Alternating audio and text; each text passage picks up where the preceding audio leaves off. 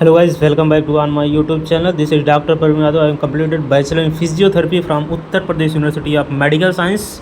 In this video, we are talk about the prospectus related to Uttar Pradesh State Medical Faculty. जी हाँ, उत्तर Pradesh state medical faculty 2024-2025 session के लिए application form release कर दिया है जो है Uttar Pradesh state medical faculty में। मेरिट बेस होता है Uttar Pradesh state medical faculty, merit base करवाती है। सेशन को अब सही तरीके से किया जाएगा, सही टाइम पे किया जाएगा। इसके लिए काफ़ी अच्छा इंतज़ाम जो है Uttar Pradesh state medical faculty ने कर लिया है।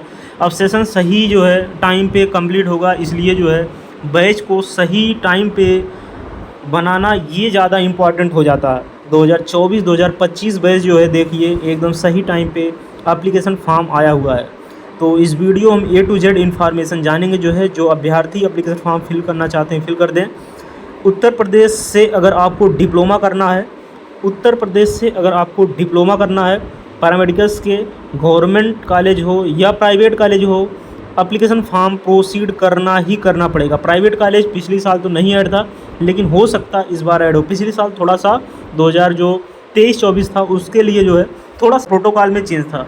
तो इस बार देखते हैं प्रोटोकॉल क्या है जो है। यहाँ पे आपके जो हाई स्कूल इंटर के मार्क्स हैं उसके बेसिस पे आपको सीट को अलाट किया जाता है। उसके बेसिस पे सीट अलाट होती है Uttar Pradesh state medical faculty में। जो 10th और 12th का जो है मार्क्स होता है उसको जो है ऐड किया जाता है। परसेंटेज जो है आपके हाई स्कूल के अलग, इंटर के अलग। मतलब अगर हाई स्कूल में आपके 65 से 70% है, 70% है, इंटर में भी अगर आपके जो है 70% है, तो ये मान चलिए गवर्नमेंट कॉलेज आराम से आपको मिल जाएगा। 65-60 तक जो है गवर्नमेंट कॉलेज मिल जाता है। अगर OBC के हैं तो 70 मान लीजिए, अगर SC के हैं तो आप 65 मान लीजिए, अगर जनरल के हैं तो आप 75 मान लीजिए, 75 मान लीजिए, EWS के हैं तो आप जो है वही मान लीजिए जो OBC का है, बस 1-2 नंबर ज़्यादा मान लीजिए। बस इतना परसेंट आपका होना चाहिए, जो आपका परसेंटेज क्राइटेरिया है, लगभग इतना हर साल जाता है। रिजर्वेशन पॉलिसी जो यहाँ अप्लाई हो रही है वो SC के लिए 21% हो रही है, OBC के लिए 27% हो रही है, ST के लिए 2% हो रही है, EWS कैंडिडेट के लिए 10% रिजर्वेशन पॉलिसी अप्लाई हो रही है, PS के लिए 5% एक्स्ट्रा आपको छूट मिलेगी, फ्रीडम फाइटर कैंडिडेट्स के लिए 2% और एक्स आर्मी के लिए 1% यहाँ पे जो है छूट मिलती है।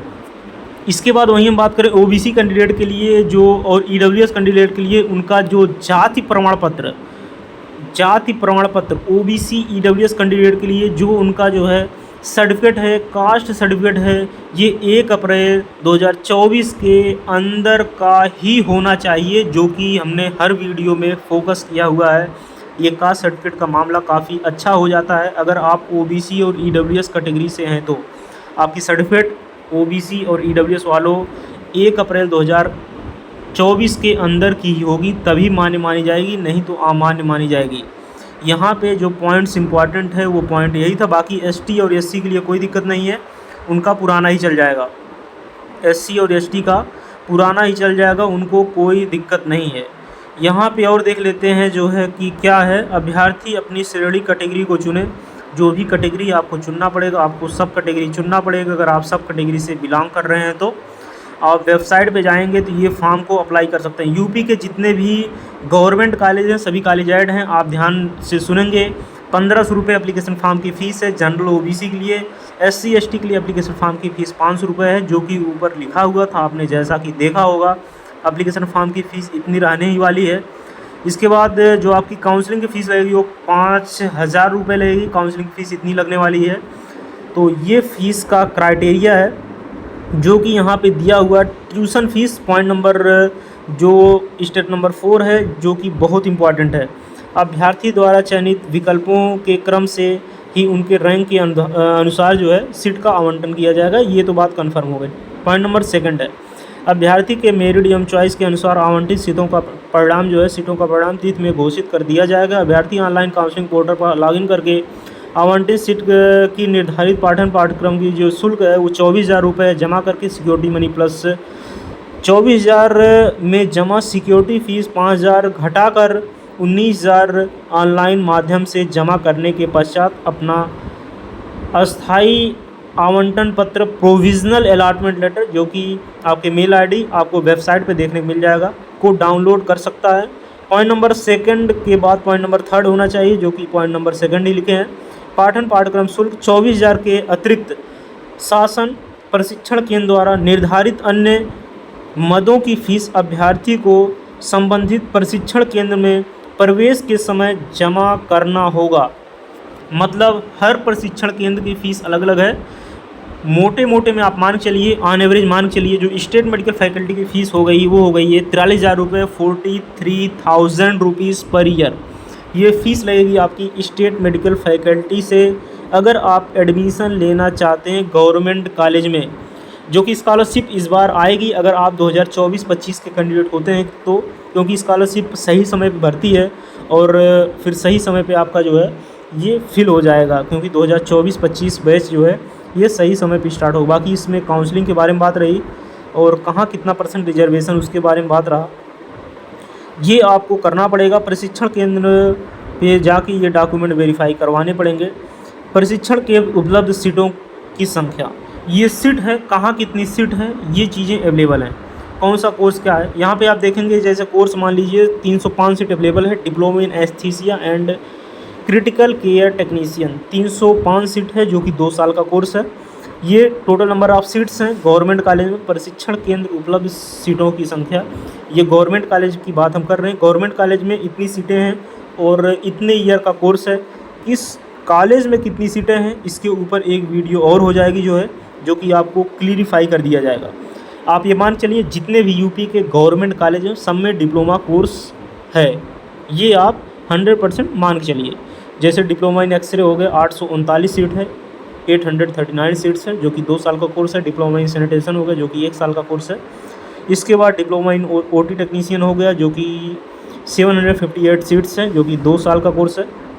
तो ये अपने हिसाब से आप जो है कोर्स और फीस पेमेंट कर सकते हैं। पॉइंट नंबर जो बॉल डार्क में 2 पॉइंट लिखी हुई है, ये भी इम्पॉर्टेंट आपके लिए हो जाती है, जो कि 24,000 रुपये प्रतिवर्ष है। इसके अलावा पठन शुल्क जो है, जो कि 24,000 रुपये के अतिरिक्त शासन द्वारा जो निर्धारित शुल्क है प्रशिक्षण केंद्र पर, वो आपसे लिया जाएगा। तो ये भी शुल्क आपको ध्यान में रखनी है, जो कि स्टेट मेडिकल फैकल्टी इस बार कंप्लीट तौर पे क्लियर कर दी है।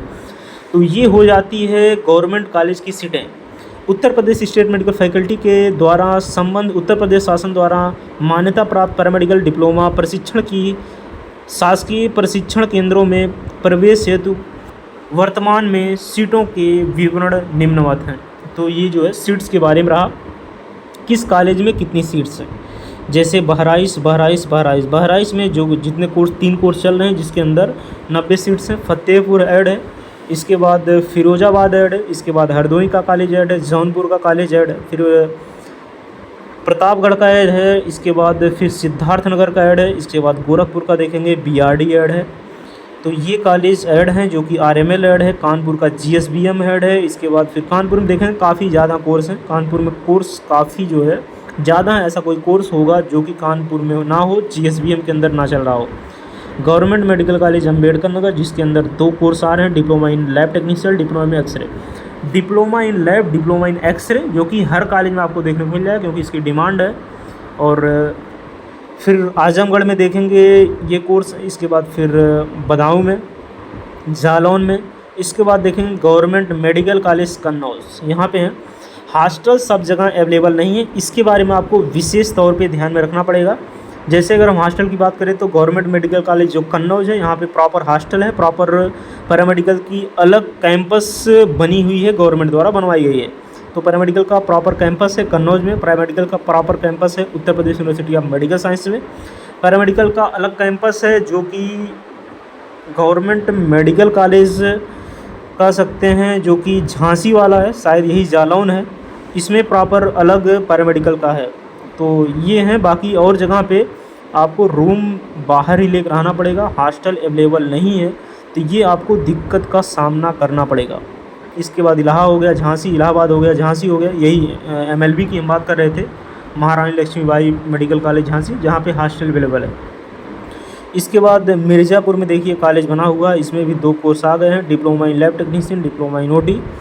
इसके बाद फिर यहाँ पे आ गया है plaster orthopaedic and plaster technician, महारानी लक्ष्मीबाई राजकीय पैरामेडिकल ट्रेनिंग कॉलेज झांसी, इसी के बारे में बात कर रहे हैं। ये कॉलेज अच्छा कॉलेज है, यहाँ पे पहले से ही कोर्स चल रहे हैं और हॉस्टल वगैरह अवेलेबल है। बस्ती का कॉलेज ऐड है, गाजीपुर का देखेंगे कॉलेज ऐड है, सभी कॉलेज लगभग यहाँ पे जो है ऐड हैं, किस कॉलेज का नाम ले किस कॉलेज का नाम छोड़ें। यहाँ पे देखेंगे सभी कॉलेज, एसएन मेडिकल कॉलेज हो गया, सभी कॉलेज ऐड है। Uttar Pradesh university of medical science हो गया, जिसके अंदर डिप्लोमा के पूरे कोर्स ही ऐड हैं।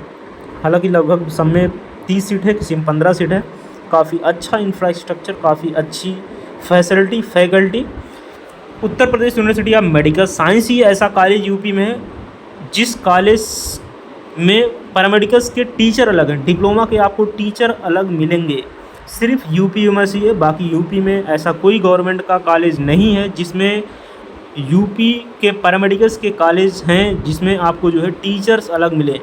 तो ये आपके लिए अच्छी अपॉर्चुनिटी होती अगर आप यूपी में एडमिशन लेते हैं, वहाँ पे हॉस्टल भी है। तो ये चीज़ें आपको देखनी पड़ेंगी, कहाँ पे हॉस्टल है, कहाँ पे नहीं है, कहाँ पे टीचर अवेलेबल है, कहाँ पे टीचर अवेलेबल नहीं है। इससे रिलेटेड एक वीडियो हम सेपरेट बनाएंगे स्टेट मेडिकल फैकल्टी के ऊपर, क्योंकि एडमिशन लेते समय बच्चों को एकदम ध्यान नहीं रहता है कि हॉस्टल कहाँ पे है, कहाँ पे हॉस्टल नहीं है। हॉस्टल रहना, इसके बाद टीचर का अवेलेबल रहना, टीचर का अवेलेबल रहना तो सबसे ज़्यादा ज़रूरी है। टीचर अवेलेबल बहुत से कॉलेज में नहीं है, इसका आपको विशेष तौर पे ध्यान रखना पड़ेगा। हम हर साल देख रहे हैं स्टूडेंट एडमिशन ले रहे हैं और बाद में उनको पश्चाताप का सामना करना है। इसलिए बाद में पश्चाताप करने से अच्छा है, कोर्स छोड़ने से अच्छा है उसी कॉलेज में एडमिशन लें जहाँ पे टीचर अवेलेबल है। टेक्नीशियन से बिल्कुल ना पढ़ें। डिप्लोमा इन ओटी टेक्नीशियन है, डिप्लोमा इन मान लीजिए फिजियोथेरेपी, ऑप्टोमेट्री है, तो कोई भी आप पढ़ा चला जा रहा है, टीचर अवेलेबल ही नहीं गवर्नमेंट कॉलेज में। ऐसे गवर्नमेंट कॉलेज को चला रही है तो अगर आपकी रैंक अच्छी है बिल्कुल उस कॉलेज में एडमिशन ले लीजिए। हालांकि गवर्नमेंट की मजबूरी है कोर्स को चलाना, मजबूरी तो नहीं कह सकते हैं। वैकेंसीज अगर निकाले तो टीचर अवेलेबल ही हैं, जो बैचलर कर रहे हुए हैं, जो बैचलर कंप्लीट किए हुए हैं वो तो पढ़ाने के लिए अवेलेबल ही हैं। वैकेंसी गवर्नमेंट बिल्कुल नहीं निकाल रही है, जिसके ऊपर आपको फोकस करना पड़ेगा। वैकेंसी निकाल ही नहीं रही है पैरामेडिकल्स में, तो कोर्स करने से पहले भी आपको सोचना पड़ेगा कौन सा कोर्स लें जिसमें हमारा भविष्य उज्जवल हो और सुनहरा हो। बाकी हम नेक्स्ट वीडियो में अपडेट आपको देंगे। इंस्टाग्राम टेलीग्राम लिंक है डिस्क्रिप्शन में, उसको भी आप ज्वाइन कर सकते हैं। जय हिंद।